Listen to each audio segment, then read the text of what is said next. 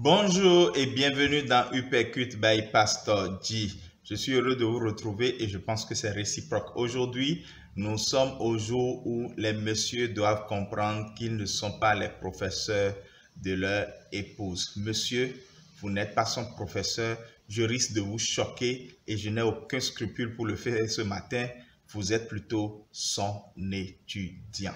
Dans 1 Pierre 3, à partir du verset 1, Dieu a mis 6 versets pour dire une seule chose à la femme. Bon, c'est toujours comme ça pour vraiment que la femme vous comprenne, il faut beaucoup parler.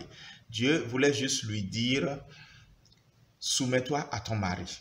Et pour ça, Dieu a mis l'idée prise de position, Dieu a mis des idées arguments, puis Dieu a mis des idées exemples. Mais regardez juste le verset 7, Dieu a coupé ce verset-là en 3 parties. Il prend les 2 tiers pour dire juste 2 choses à l'homme. La première chose, il lui dit, messieurs, allez à l'école de la connaissance de votre femme.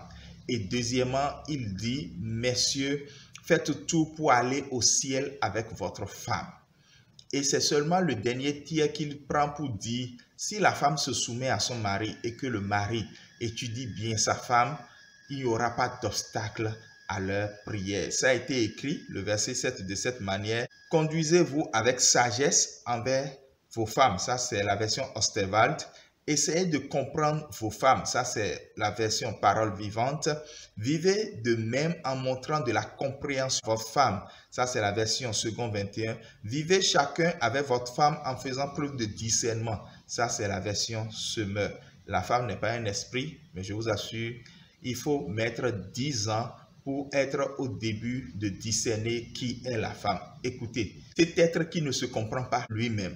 La dernière fois, mon épouse est restée comme ça seulement, elle a dit, Et j'ai dit, qu'est-ce que tu as? Elle dit, moi-même, je ne sais pas ce que j'ai. J'ai dit, hé chérie, toi-même, tu ne sais pas ce que tu as. Et comment tu veux que moi, maintenant, je te comprenne?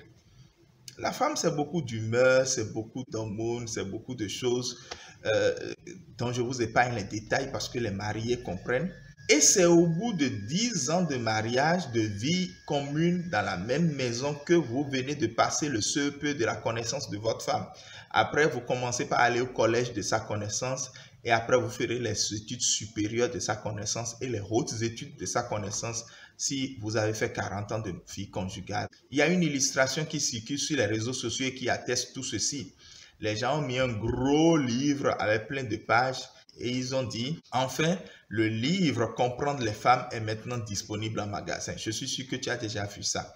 Bref, nous sommes appelés en tant que mari à faire preuve de patience avec notre épouse, la patience pour l'écouter, la patience pour la comprendre et comprendre surtout pourquoi elle a telle attitude, tel défaut. Si nous voulons être la personne qui aidons notre épouse à abandonner tel type de défaut, nous devons user de beaucoup de patience. Ce n'est pas à coup de cris, de sermons, de remontrances, comme si on était son éducateur privé à la maison et son professeur à l'école.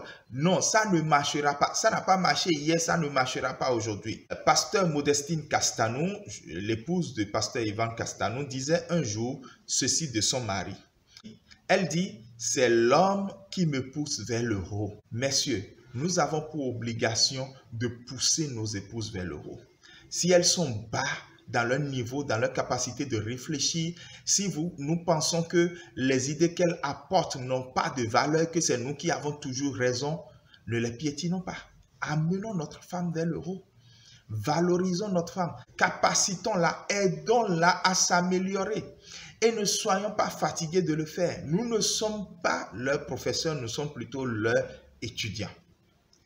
Exerçons notre autorité en tant que chef. Encore que chef veut dire modèle. Soyons empreints d'amour pour être assez patients avec elle.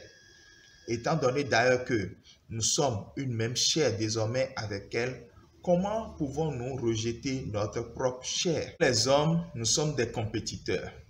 Dans 1 Corinthiens, le chapitre 9, du verset 25 au verset 26, il est dit que plusieurs courent dans un stade, par exemple, mais que chacun doit courir de manière à remporter un prix.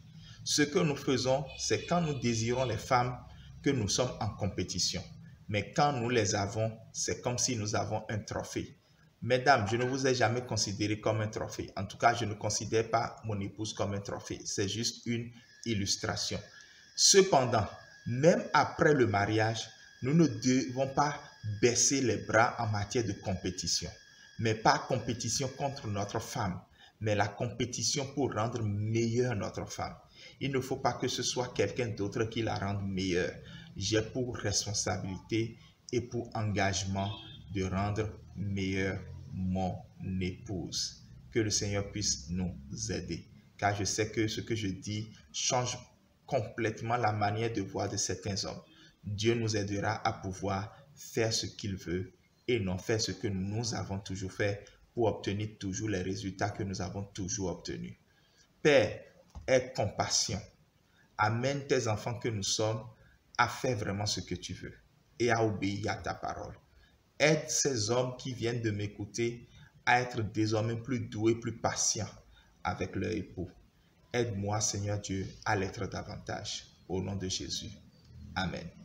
Shalom.